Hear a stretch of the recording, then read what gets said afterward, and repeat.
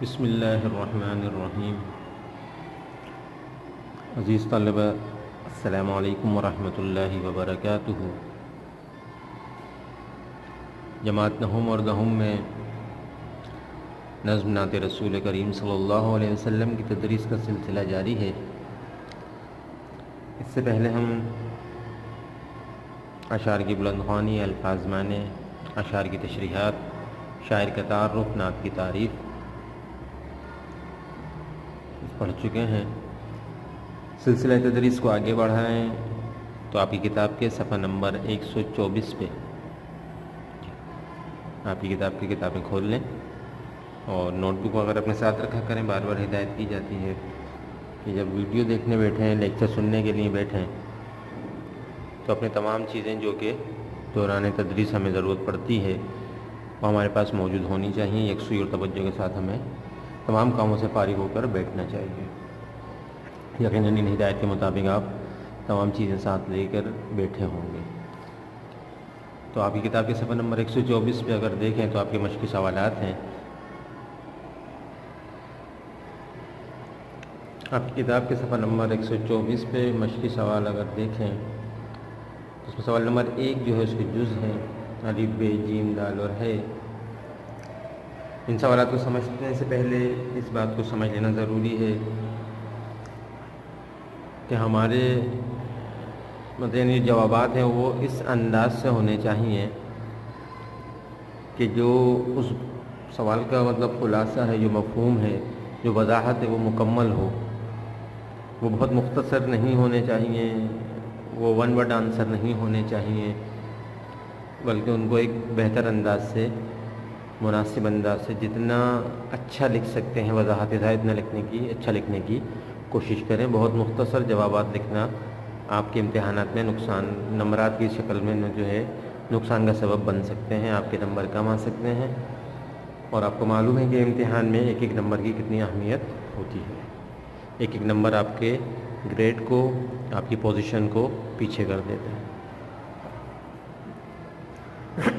تو اگر ہم پہلا سوال دیکھیں الف، تو سوال ہے کہ رسول اکرم صلی اللہ علیہ وسلم کو آیۂ رحمت کیوں کہا گیا ہے؟ اس کے معنی ہم نے پڑھ لیے تھے کہ آیۂ رحمت کے معنی اللہ کی رحمت کی نشانی کہا گیا ہے۔ تو اس کا جواب ہم اس طرح دیں گے کیونکہ اللہ تعالیٰ بھی رحیم ہے اور اس نے آپ صلی اللہ علیہ وسلم کو دنیا میں رحمت بنا کے بھیجا، اور رسول اکرم صلی اللہ علیہ وسلم کو آیۂ رحمت اسی لیے کہا گیا ہے کہ آپ صلی اللہ علیہ وسلم کی ذات مبارکہ پوری دنیا کے انسانوں بلکہ پوری مخلوقات کے لیے رحمت و شفقت ہے۔ آپ صلی اللہ علیہ وسلم کو اللہ نے فرمایا ہم نے تمام جہانوں کے لیے رحمت بنا کے بھیجا ہے، ایک تو صرف یہ جہان اور دیگر جہان۔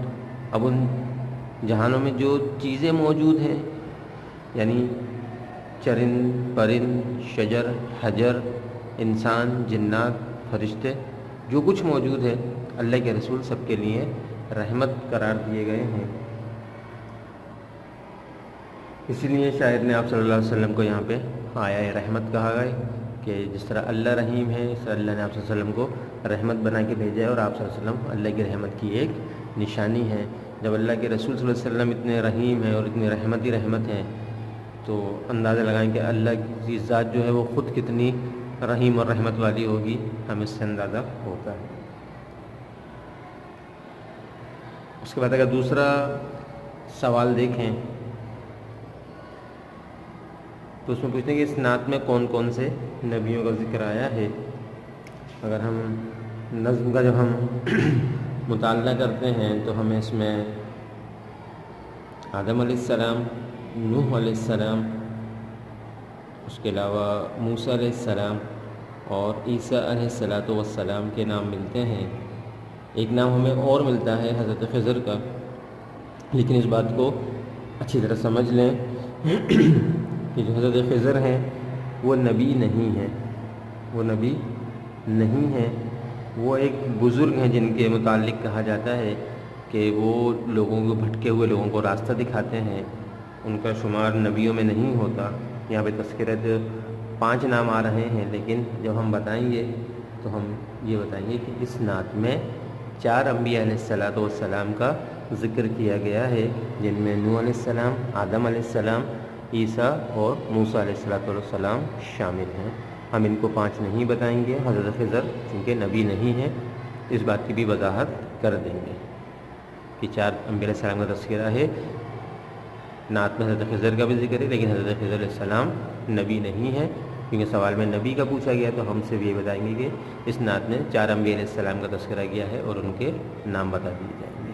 اور اگر بہتر یہ ہے کہ اس میں آپ آگے اس کی بھی وضاحت کر دیں، اس میں حضرت خضر کا بھی تذکرہ ہے، لیکن حضرت خضر نبی نہیں ہے بلکہ ایک بزرگ ہیں جن کے متعلق کہا جاتا ہے کہ وہ بھٹکے لوگوں کو راستہ دکھاتے ہیں۔ اتنی اس کی وضاحت کر دیں گے تو آپ کا جواب درست اور اچھا ہو جائے گا، کیونکہ بچے اس میں کنفیوز ہوتے ہیں کہ نام یہاں پہ 5 ہیں، ہم 5 کیوں نہیں لکھ رہے، ہم تعداد 5 کیوں نہیں بتا رہے۔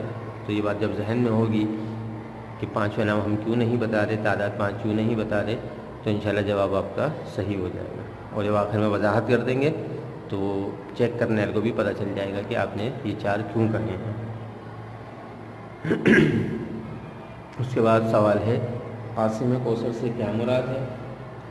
اس کے معنی ہم نے پڑھے تھے کہ کوثر ایک جنت کی نہر کا نام ہے، قاسم کے معنی تقسیم کرنے والا ہے، اور قیامت کے بعد آپ صلی اللہ علیہ وسلم کو اللہ تعالیٰ ایک حوض یا نہر عطا کریں گے جس کا نام کوثر ہوگا، اور جس کا پانی جو ہے وہ نہایت شیریں اور ٹھنڈا ہوگا۔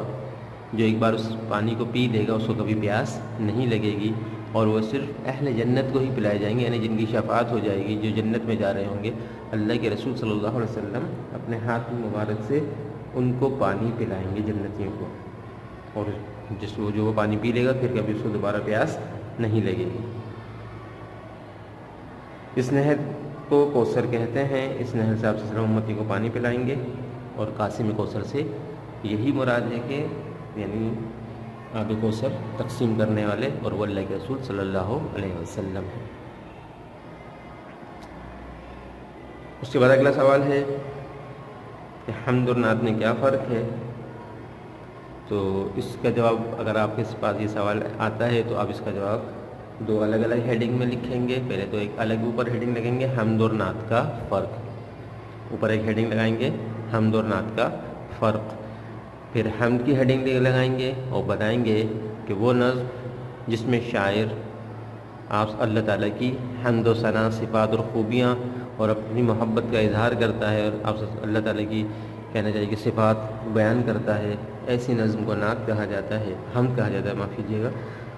اور اس کے بعد نعت کی ہیڈنگ لکھیں گے، نعت میں پھر وہی بتائیں گے کہ آپ صلی اللہ علیہ وسلم کی خوبیاں، صفات، آپ صلی اللہ علیہ وسلم سے محبت کا اظہار جب شاعر نظمی انداز میں کرتا ہے تو وہ نظم نعت کہلاتی ہے۔ جو حمد و نعت کی تعریف ہے، لیکن لکھنے کا انداز آپ سمجھ لیں کہ پہلے حمد و نعت کا فرق ایک ہیڈنگ لگے گی، پھر حمد کی ہیڈنگ الگ لگے گی، حمد کی تعریف لکھیں گے، پھر دوبارہ نعت کی ہیڈنگ لگیں گی اور نعت کی تعریف لکھیں گے۔ اس طرح یہ آپ کا جواب لکھا جائے گا۔ اس کے بعد سوال نمبر 1 کا آخری ہے کہ نعت کے پہلے اور تیسرے شعر کی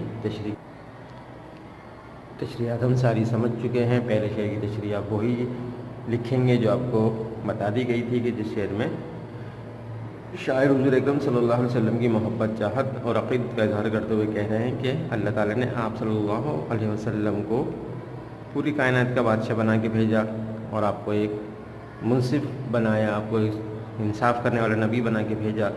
آپ صلی اللہ علیہ وسلم یوم محشر اپنی امت کے لیے سفارش کریں گے، آپ کی امت جو پریشان حال ہوگی، جو امتی ہوں گے، ان کی شفاعت کروائیں گے، اور آپ اللہ کے ایک پیارے محبوب اور ایک خاص نبی ہیں۔ آپ صلی اللہ علیہ وسلم کو اللہ تعالیٰ نے اپنا محبوب بنا کے بھیجا ہے۔ آپ صلی اللہ علیہ وسلم کی ذات رحمت ہی رحمت ہے۔ وہ جو ہم نے پوری تشریح پڑھی ہے وہ ہوگی اس میں، جو پہلا شعر تھا کہ خلق کے سرور شافع محشر صلی اللہ علیہ وسلم، مرسل داور خاص پیغمبر صلی اللہ علیہ وسلم، یہ پہلا شعر تھا۔ تیسرا شعر وہ ہے ہمارا کہ بحر سخاوت کان مروت آیا رحمت شافع امت مالک جنت قاسم کوثر صلی اللہ علیہ وسلم۔ اس میں آپ صلی اللہ علیہ وسلم کی جو صفات اور خوبیاں بیان کی گئی ہیں، تشریح میں ہم نے بتایا تھا کہ وہ شاعر نے اس شعر میں بیان کی ہیں، آپ کے صفات بیان کی ہیں، آپ کی خوبیاں بیان کی ہیں، آپ کو سخاوت کا سمندر قرار دیا ہے، آپ کو مروت کا خزانہ قرار دیا گیا ہے. وہ جو ہم نے پڑھی تھیں وہ تمام تشریحات، ان میں سے پہلو کی شعر کی تشریح ہم اس جواب میں لکھیں گے. اس طرح یہ سوال نمبر 1 کے جو جز تھے الف ب ج دال اور ہا، یقیناً آپ کو ان کے جوابات سمجھ میں آ گئے ہوں گے. آپ یہ نوٹ فرما لیں کہ سوال نمبر الف تا ہے کے جوابات تحریر کریں. نعت کے سوال الف تا ہے کے جوابات تحریر کریں. امید ہے جوابات سمجھ میں آ گئے ہوں گے، نوٹ فرما لیں گے، اور جو چیزیں یاد کرنے کی ہیں ان کو بھی ساتھ ساتھ یاد کرتے چلے جائیں گے تاکہ امتحان سے پہلے ہماری تیاری بھی مناسب انداز میں چلتی رہے. دوسری ویڈیو تک کے لیے اجازت. دوسری ویڈیو میں انشاءاللہ باقی سوالات کے جوابات کو دیکھیں گے اور سمجھیں گے. السلام علیکم ورحمۃ اللہ وبرکاتہ.